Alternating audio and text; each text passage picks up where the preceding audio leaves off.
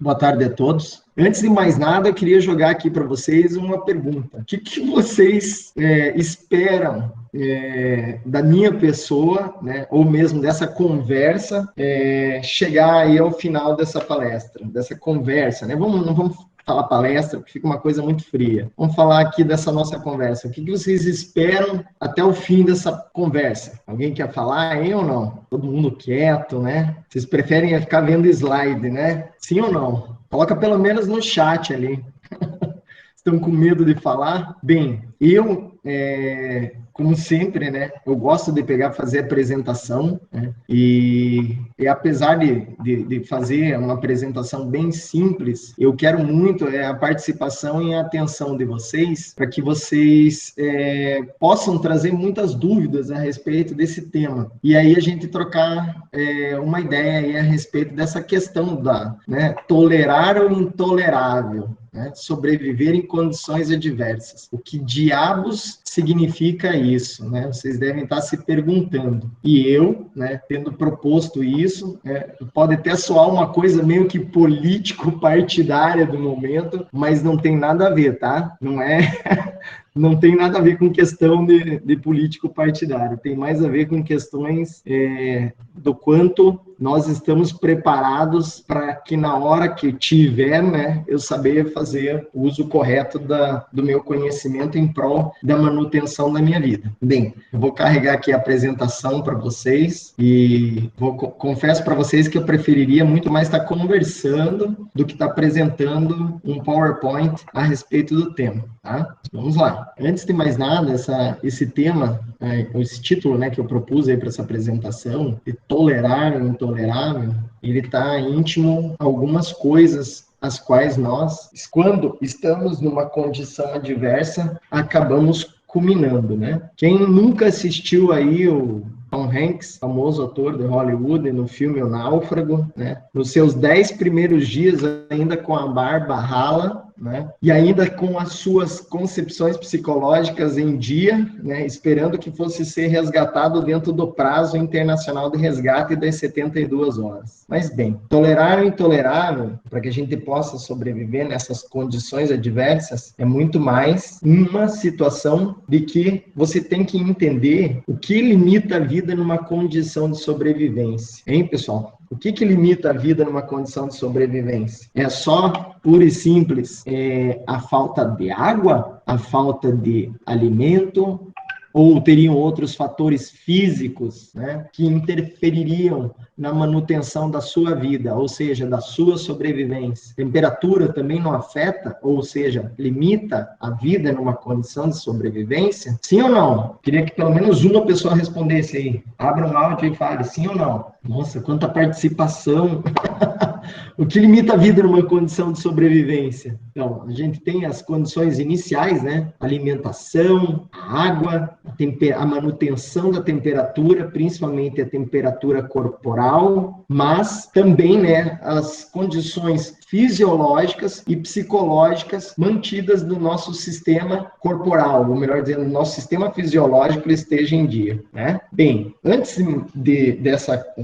Aí, adentrando agora nessa parte, objetivamente, nessa questão da tolerância, né, daquilo que é intolerável, e a gente falando em temperatura, falando em comida, falando em bebida e falando de outros fatores que interferem a condição que limita você se manter vivo, né? Nós temos o quê? O tripé da sobrevivência. O que seria o tripé da sobrevivência, na opinião de vocês? Vocês devem estar agora se perguntando, o professor está querendo jogar sujo com a gente aqui, basicamente eu não sei de nada, ou só fui escoteiro durante a minha vida inteira, e eu acho que o tripé da sobrevivência é fogo, eu acho que o tripé da sobrevivência é eu me manter com água, eu acho que o tripé da sobrevivência é eu me manter com comida, e assim eu vou me manter sobrevivendo ao longo do tempo e do espaço. Bem, como vocês podem ver nessa fotografia que eu ilustrei do slide, tem duas pessoas, essas duas pessoas escreveram na areia de uma praia, de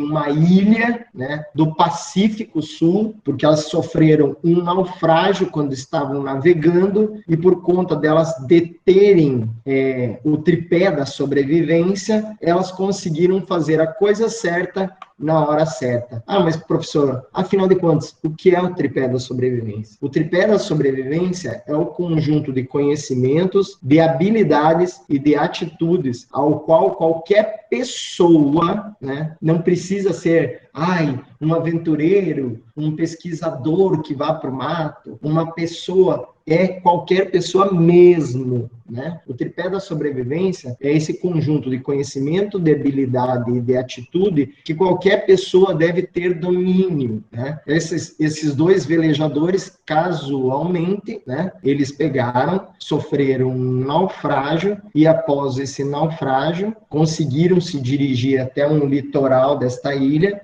e fizeram aí a sinalização, não a sinalização correta, mas fizeram ali, né, uma indicação física no terreno para que as pessoas que estivessem sobrevoando aquele lugar pudessem saber que eles necessitavam de ajuda. Alguém sabe onde está o erro dessa foto? Eu até, apesar de ter falado, né, que eles já fizeram a coisa errada, o que seria o correto aí a se fazer nessa foto, hein, gente? Nessa hora eu preciso de um voluntário. O que está escrito aí errado?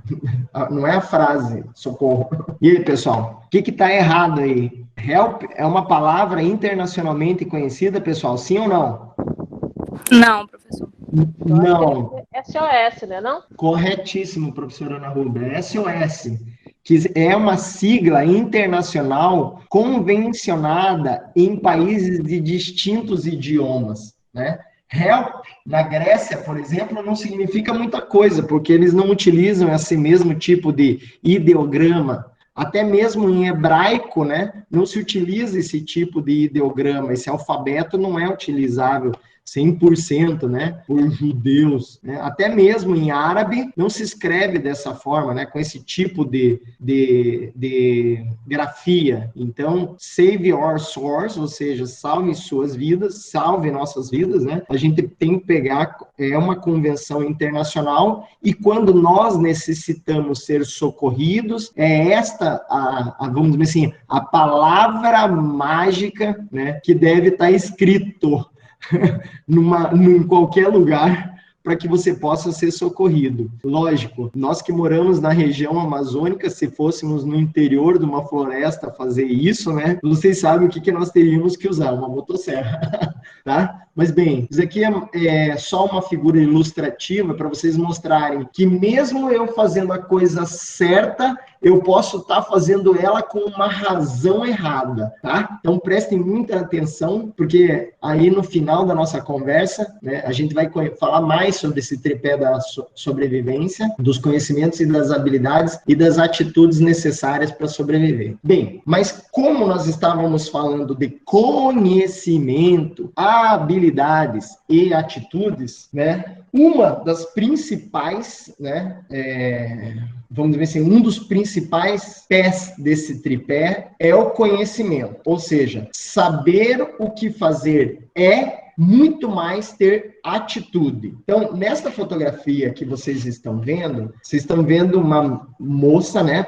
Desculpe, uma criança, né, que se chama Tilly Smith. Vocês conhecem a Tilly Smith, hein, pessoal?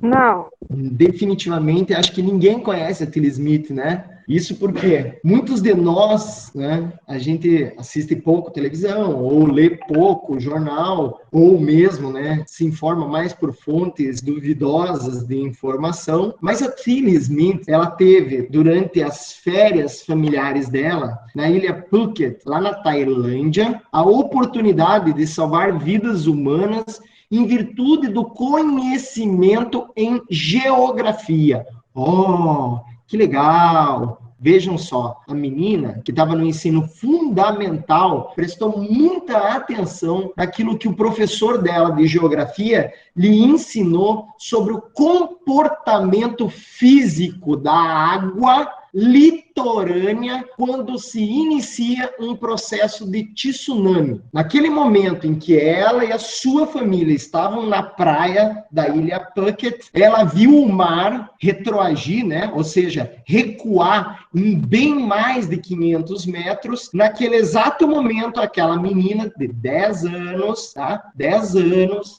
tomou um comportamento, entre aspas, inicialmente histérico, mas que vamos dizer assim, com a possibilidade dela pegar, explicar para as pessoas que estavam à volta o que estava ocorrendo, ela conseguiu salvar uma quantidade de 100 de vidas, né? Como eu acabei de falar, isto faz parte do tripé da sobrevivência, que é o conhecimento, a habilidade e a atitude. Primeiro, essa senhorita, agora ela já é uma senhorita, né? Ela já tem bem mais do que a idade que ela tinha na época que ela salvou essas vidas, né? Ela tinha um conhecimento acumulado, né? Mas esse conhecimento acumulado de nada serviria se ela fosse um poste, né? Se ela fosse um vômito e não tivesse a atitude de pegar e mobilizar as pessoas que estavam naquele momento na praia e retirasse elas da praia para sobreviver. Então, a Tilly Smith, tá aí na fotografia com o seu prêmio na mão, né? Aliás, o seu prêmio não, a sua menção condecorosa, né, que ela ganhou lá da Tailândia como uma heroína, vamos dizer assim.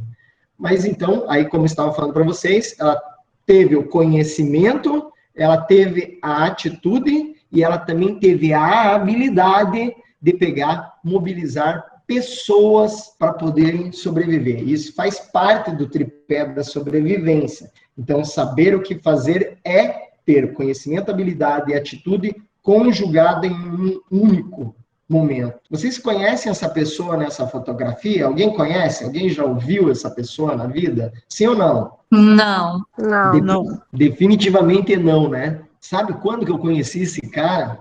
Eu tinha exatamente 12 anos de idade. E eu li um livro que falava, que era assim, o nome do livro era assim, A Fantástica Saga do Endurance. Endurance é este barco que está à direita, né, de vocês, ou melhor dizendo, à esquerda, acho que de vocês, né, esse navio, esse veleiro, ele é um veleiro que casualmente foi projetado, tá, intencionalmente para navegar dentro de mares congelados, e este navio, especificamente, ele foi parar no mar polar Antártico, né, com o objetivo de levar, assim como o Sir Ernest Shackleton e os seus 27 tripulantes do Endurance, a fazer a travessia, né, ou melhor dizendo, chegar até o centro, né, do Polo Magnético Sul. O que aconteceu, será, com esse senhor e com a tripulação dele? Vocês estão vendo que o barco está em pé, gente? Sim ou não? Não mesmo. Definitivamente esse barco não está em pé. E pior, ele não está na água, né? O que acontece quando a gente coloca um copo, ou melhor dizendo, uma garrafa de água dentro de um congelador? Ela congela, uai? Ela congela inicialmente, mas secundariamente, o que ela acontece se ela for uma garrafa de vidro? Explode. Ela se quebra. Ela explode, muito bem.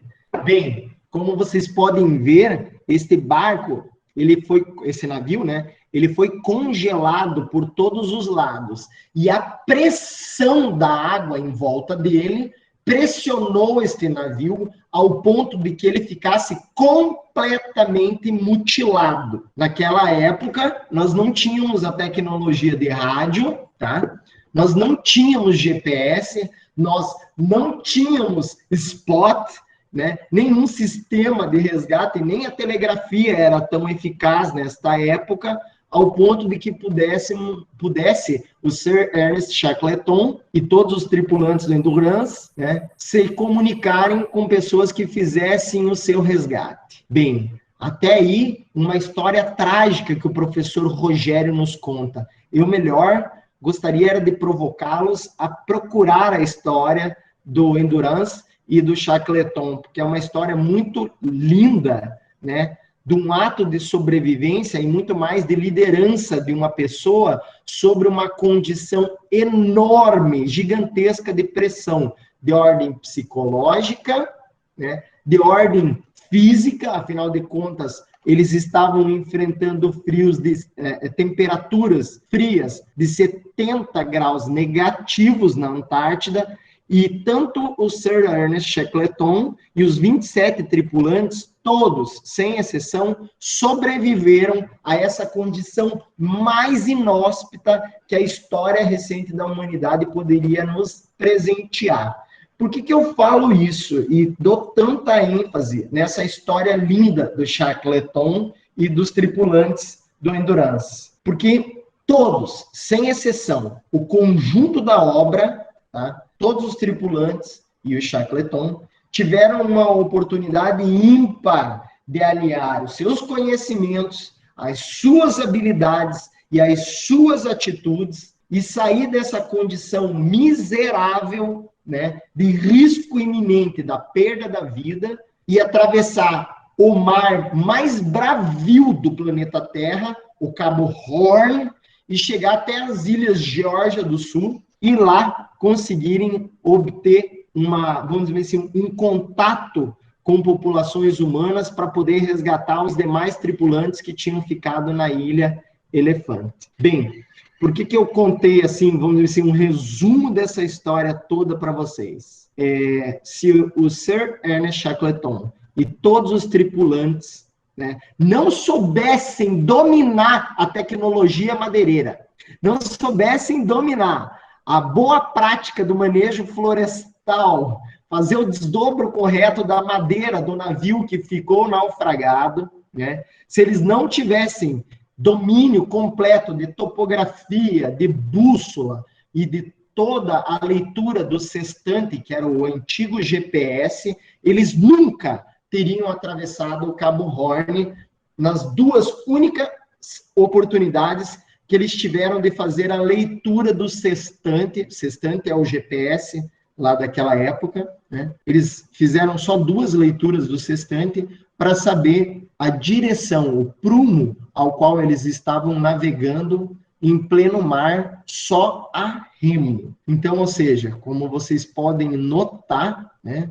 conhecimento, habilidade e atitude é muito mais necessário do que eu ter o melhor equipamento do mundo, né? É muito mais necessário do que eu ter o melhor navio do mundo. Toda a tripulação do Endurance saiu de dentro desta banquisa congelada da Antártida, em direção às ilhas que eu nomeei anteriormente a vocês, dentro de barcos, né, com acondicionamento de no máximo 14 pessoas, dentro de cada um deles. E eles foram nominados também, esses barcos, tá, pessoal? Mas aí eu vou deixar a provocação para vocês lerem, né, sobre a história ou verem documentários sobre o Ernest Shackleton e a sua tripulação e saberem melhor como eles sobreviveram, né? Ó, só tem uma dica para vocês, podem dar risada à vontade. Eles levaram bastante cachorro, tinha bastante pinguim, bastante foca, tá?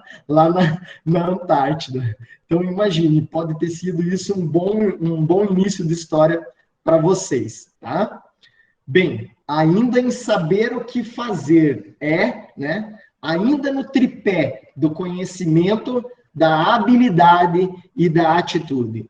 Alguém já assistiu o filme 127 Horas? Sim, da metade pro fim, mas quero ver desde o começo já.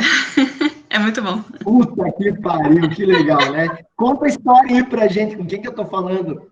Tá bom, bom, a história eu acho que é alpinista também, né? Não sei onde estava exatamente, algum local dos Estados Unidos. Ele tá sozinho, cai, né, em algumas pedras aí, e o braço dele fica preso até essas pedras. E para sobreviver, posso contar tudo mesmo? Pode, fique à vontade. Tá. E para sobreviver... Tá falando? Sim, sou eu, professor. Oi, Dina, tudo bem, querida? Oi, professor, tudo bem, sim. Daqui a pouco eu mostro minha cara. Termina de contar. Tá. Aí, para sobreviver, ele só tinha um canivete, né? E teve que cortar o braço dele e foi o que ele fez. E eu achei impressionante, sabe? É louco, o filme é bem interessante. Ele sobreviveu, saiu em busca de ajuda e conseguiu encontrar, né, 2 outros peregrinos. E foi isso.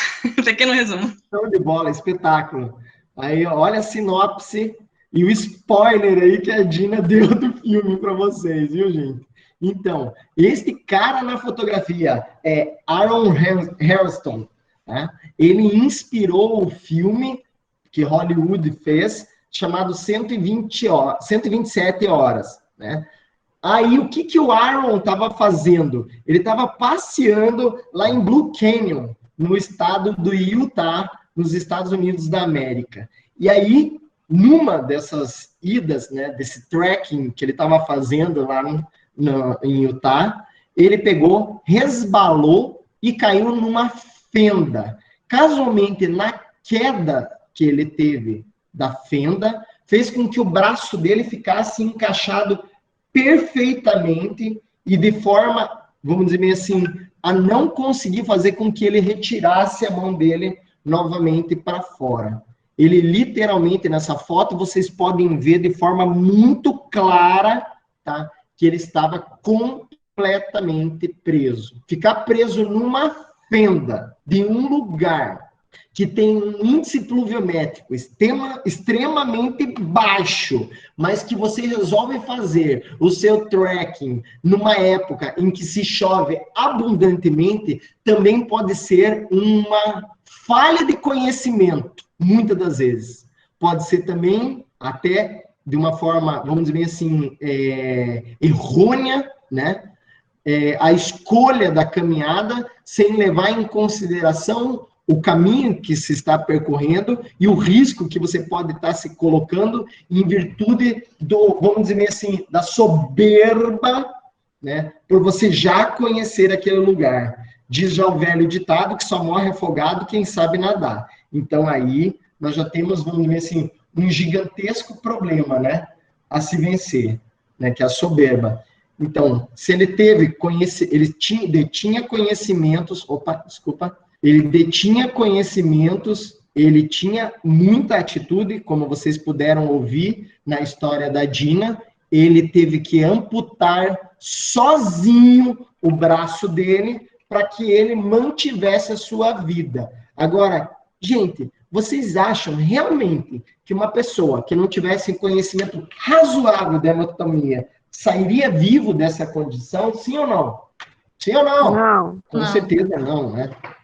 Então, ele tem conhecimento, ele teve habilidades para poder amputar o próprio braço e teve a atitude de fazê-lo, mesmo fazendo com o pior equipamento que ele poderia ter levado a campo. Lembre-se, nunca, eu vou repetir isso com mais ênfase, nunca deixem de levar o melhor equipamento seu para campo, tá?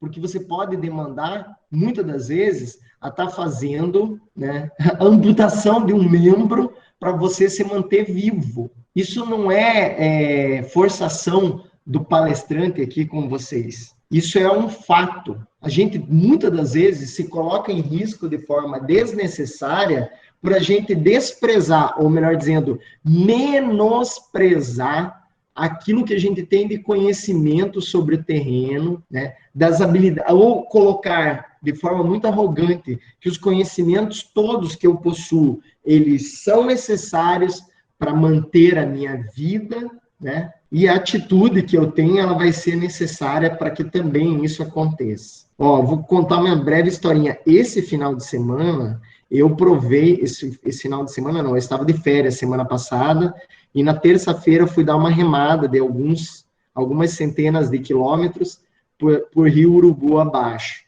E eu nunca imaginei que eu ia me ver na mesma situação do Aaron. A gente estava transpondo uma cachoeira, um dos colegas, o professor Álvaro, estava junto comigo, da Engenharia de Pesca, o professor Flávio, lá do IFAM, da Engenharia de Marketing, desculpa, Engenharia de Produção, desculpa o Aleph interrompendo aqui. Filha, vai lá com a mamãe, por favor. Da Engenharia de Produção, lá do IFAM, e mais um colega da Cefaz. E aí, esse colega, o Flávio, ele escorregou e bateu na minha perna. E eu fiquei na mesma condição que o Aaron ficou. Agora, a diferença minha para ele é que eu tive a oportunidade de conseguir retirar meu pé sem amputar minha perna fora, tá, gente? E por pouco, mas por muito pouco, eu não me afoguei transpondo a cachoeira da Iracema ali em Presidente Figueiredo. Então, se vocês acham que em nenhum momento, eu nunca imaginei... Só um segundo. Filho, vem aqui com o papai. Senta aqui junto com o papai. Senta aqui com o papai. E o Aleph vai participar aqui da conversa um segundo até minha esposa chegar aqui. Leva o Buzz lá para a mamãe. Leva lá o Buzz. Por favor. Desculpa. Então, como eu estava falando anteriormente, né? A gente nunca sabe a hora que as coisas vão ocorrer e a gente sempre acha que nunca vai acontecer conosco, tá? Eu fui prova viva nesta última semana de que essa cena eu imaginei que nunca fosse ocorrer comigo e acabou ocorrendo de uma forma muito, assim, louca. Eu mesmo fiquei assim, puta que pariu, né? A gente está num lugar lindo, paradisíaco, para acontecer um troço desse tipo. Eu tive que mergulhar para tirar o meu pé, literalmente, quase, vamos dizer assim, forçar, né, o meu pé a tirar ele da pedra, numa posição extremamente desconfortável, tirar tênis debaixo d'água, rasgar minha calça, eu tive que rasgar minha calça, porque minha calça era prova d'água, e ela estava retendo água, né? O professor Álvaro, ele pode confirmar isso para vocês, e o professor Flávio também. E, em suma, estou aqui para contar a história para vocês. Parece brincadeira, mas é verdade. Então, saber o que fazer é, muitas das vezes, em deter a atitude errada no momento errado. Porque o Aaron, ele não tinha condições de sobrevivência, ao contrário de mim, que tinha, né? Nesta história que eu ilustrei para vocês. O Aaron, ele estava literalmente, né, suspenso e preso pelo braço, né, nessa pedra. Ele fez essa ancoragem que vocês estão vendo aqui na fotografia, né, com uma fita de escalada, e ficou ali, vamos dizer bem assim, engatado, tanto pelas condições pluviométricas que estavam ocorrendo ali em Blue Canyon, né, naquela época. Ele foi quase que arrastado pela água, e ele passou muito tempo, né, ali, sem hidratação, teve que tomar a própria urina, é uma das últimas coisas que a pessoa deve fazer, né, em condição de sobrevivência, mas ele chegou a esse limite. Então, ou seja, ele chegou em vários limites, né? E assim, essas 3 histórias que eu contei para vocês, elas ilustram... Opa, não posso dar spoiler. Elas ilustram de uma forma muito, assim, pequena, milhares de histórias de pessoas que passaram por condições intoleráveis de sobrevivência e eles tiveram que tolerar o intolerável, né? Por exemplo, Steve Callahan, ele ficou náufrago no Oceano Pacífico, uma história linda que foi contada por livro, né? A família Robertson, né, que uma família inteira, né, ficou em uma pequena embarcação de resgate durante muitos dias no Oceano Pacífico. Mas aí, professor, o senhor só está contando situações de naufrágio. Na nossa região isso pode ocorrer, sim ou não, pessoal? Tem ainda alguém aí? Ou todo mundo já foi embora? Pode ocorrer naufrágio? Estamos aqui. Pode ocorrer naufrágio na região amazônica? Claro que sim. Claro que sim. E a gente pode ser esquecido durante mais de 20, 30 dias no meio do mato? Ou no rio? Sim, é possível.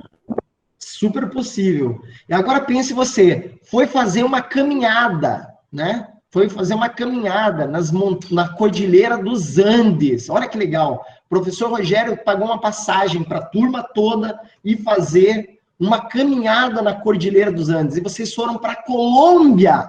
Olha só que legal. E aí lá o pessoal da Farc resolveu sequestrar vocês para pedir resgate. Isso pode acontecer com vocês? Sim ou não? Com certeza. Com certeza absoluta. Vejam só, até mesmo, eu estou querendo adentrar ao psicológico de vocês se planejarem sempre para qualquer situação improvável, até mesmo a condição política do lugar onde vocês vão visitar pode estar interferindo diretamente aquilo que vai acontecer com vocês. Vou contar uma breve história da Ingrid Betancourt, é uma ex-senadora colombiana, que ela foi fazer um passeio e foi sequestrada no ano de 2002, e ela só foi devolvida à família no ano de 2008. E ela ficou sob domínio das Farc todos esses anos. Sabe Deus o que aconteceu com aquela senhora, né? No domínio do pessoal das Farc, né? Algumas pessoas falam que ela foi estuprada, outras não, né? Algumas pessoas falam que ela mesma, né, relata que ela passou todas as condições de humilhação, de fome, de privação de calor, de proteção, de sede, ou seja, eu só preciso tolerar o intolerável numa aventura, numa viagem. Não, eu posso ser sequestrado, ser colocado dentro de um porta-mala e eu tenho que ficar privado de oxigênio durante muito tempo por conta das condições físicas do lugar onde eu vivo, né? Por exemplo, Manaus é um lugar extremamente frio, sim ou não? Não. Definitivamente não, né, gente? Então, bem, saber o que fazer nessas horas, né, é muito importante. Bem, e aí, a pergunta que fica no ar. Eu contei essa última historinha da Ingrid Betancourt para que justamente ligasse, ou melhor dizendo, tentasse ligar em vocês uma razoável lâmpada na cabecinha, assim, e saber se você realmente está ou não preparado. Vocês estão preparados, sim ou não? Eu não estou. Creio que não. Creio que não? Levemente preparada. Oi? Posso dar meu testemunho? Fique à vontade. Então, aqui é a professora Alessandra falando de Lábrea, e Olá. o que eu mais vejo aqui são pessoas que não usam coletes porque ou sabem nadar ou porque acham que nunca vai acontecer de dar problema na voadeira, o rio com a correnteza não virar a voadeira. E algumas outras coisas. Não, eu sei nadar, eu posso, e se acha o Highlander e prefere não usar colete. Pois é, né, Um exemplo bem simples. Você veja que incrível, né? A gente mora numa região que tem água pra cacete em volta da gente, né? E a gente fica na crença piamente, né? A gente crê piamente que nada vai acontecer conosco em nenhum momento da nossa vida, né?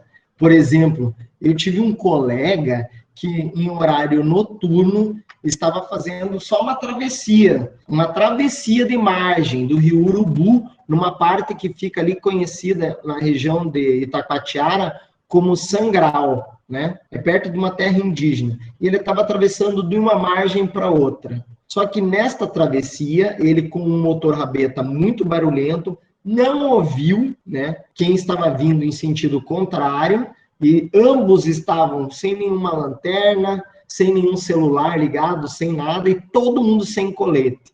E essas duas embarcações colidiram em meio a uma das partes onde a margem do rio Urubu é extremamente distante uma da outra, e com grande quantidade de igapó. Resultado, a gente teve uma catástrofe. Isto porque as pessoas desprezaram um equipamento que é extremamente simples, colete. Até mesmo, né, às vezes, né, a gente fica assim pensando, né, a Ali, ela trabalha lá em Lábrea e no Rio Purus, né, a Ali pode falar melhor.